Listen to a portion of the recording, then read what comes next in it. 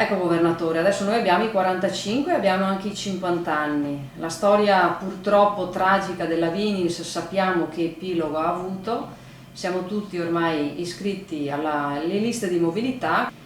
Ricordo anche che sempre qualche anno fa, quando sono stati firmati accordi, trattati per quanto riguarda le aree del petrolchimico, tutto il discorso delle bonifiche, lei ricordava che una volta svincolate quelle aree, una volta che quelle aree potevano essere utilizzate, c'era una fila di imprenditori fuori che aspettava di investire, c'era una fila di imprenditori anche per Vinyls fuori che aspettava sempre di investire per far ripartire la chimica al petrolchimico. L'unica fila che io ho visto è quella al centro per l'impiego quando sono andata a iscrivermi. Sulla vicenda Medio Piave SPA, qui ho un dubbio grande che sia stata un'operazione di facciata per scagionare l'ENI dalle responsabilità morali oggettive. È riuscito anche a ottenere, attraverso un accordo sottoscritto con la Sindia, la cessione dei terreni, dove era messo, dove c'era una clausola per i lavoratori di ricollocazione. Questo non è stato fatto. Zaia deve alzare la voce come sta facendo con altre emergenze e di questo bisogna dargli atto.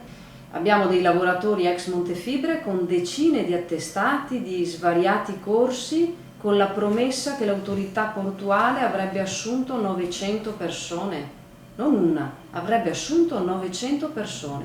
Di queste 900 persone non è stata assunta ancora una. Tutti questi spot reclami che vengono anche dal nostro governo dove si dice che ci sono 100.000, 150.000, 200.000 assunzioni con i nuovi contratti a tutele crescenti, quindi con questa nuova tipologia di contrattazione per quanto riguarda il lavoro.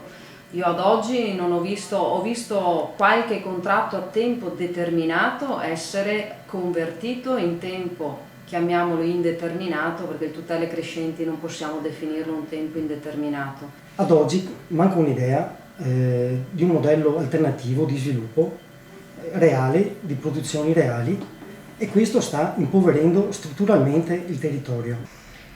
Governatore, lei era presente a tutta la nostra vicenda, quindi nel suo primo mandato.